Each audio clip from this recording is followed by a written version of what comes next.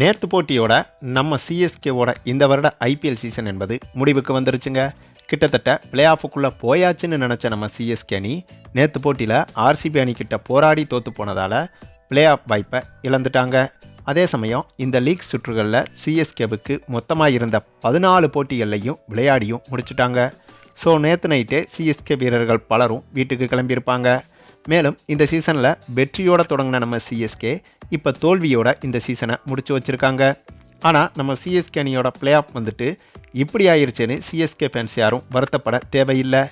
ஏன் அப்படின்னா இந்த வருட ஐபிஎல் சீசனில் சிஎஸ்கே அணிக்கு டாஸ் என்பது எப்போதுமே எதிரியாக தாங்க இருந்திருக்கு.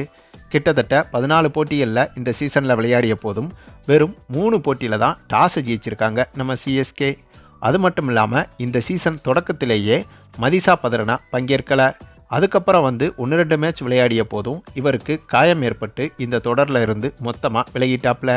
அதே போல் சிஎஸ்கேயின் நம்பிக்கை நட்சத்திரமான நம்ம டிவான் கான்வேயும் இந்த சீசனில் காயம் காரணமாக பங்கேற்க முடியலை. மேலும் இந்த சீசனில் சிஎஸ்கேவுக்கு சிறப்பாக பந்து வீசி வந்த முஸ்தபிசுர் ரஹ்மானும் பாதியிலேயே பங்களாதேஷ் அணிக்காக விளையாட நாடு திரும்பியது என்பது சிஎஸ்கேவுக்கு பெரும் பின்னடைவாக அமைந்தது. இப்படியாக இந்த சீசன் முழுவதுமே சிஎஸ்கேவுக்கு சில பல தடைகள் தொடர்ச்சியாகவே இருந்து வந்தது. ஆக இத்தனை தடைகளை வச்சுக்கிட்டே சிஎஸ்கே இவ்வளவு தூரம் வந்தது என்பதே பெரிய விஷயந்தாங்க. ஆகையால் சிஎஸ்கேனால் பிளே ஆஃப் போக முடியலையேன்னு நினச்சி சிஎஸ்கே ஃபேன்ஸ் யாருமே அதிகமாக வருத்தப்பட தேவையில்லை. மேலும் இந்த போட்டியில் சிஎஸ்கே அணி தோற்று பிளே ஆஃப்லேருந்து வெளியே போயிருச்சுன்னு அதிகாரப்பூர்வ தகவல் வெளியான உடனே அடுத்ததாக மிகப்பெரிய எதிர்பார்ப்பை கிளப்பிய ஒரே விஷயம்னா அது நம்ம தல தோனியோட ஓய்வு அறிவிப்பை பற்றி தான்.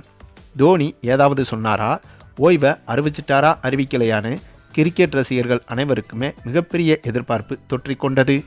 இந்த எதிர்பார்ப்புக்கு தல தோனியிடமிருந்து வந்த பதில் என்னன்னா, டெஃபினெட்லி நாட்.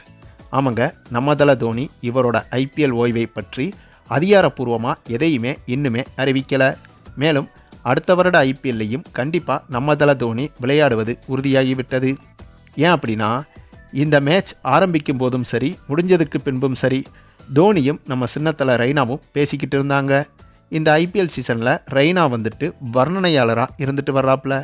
ஆகவே இன்னைக்கு போட்டிக்கு முன்பும் பின்பும் என தோனிக்கிட்ட இவர் 2 தடவை பேசினதுக்கு அப்புறமா வர்ணனையாளராக பேசும்போது தோனி அடுத்த வருஷமும் விளையாடுவார் என்று அதிகாரப்பூர்வமாக ரெய்னா தெரிவித்திருந்தார்.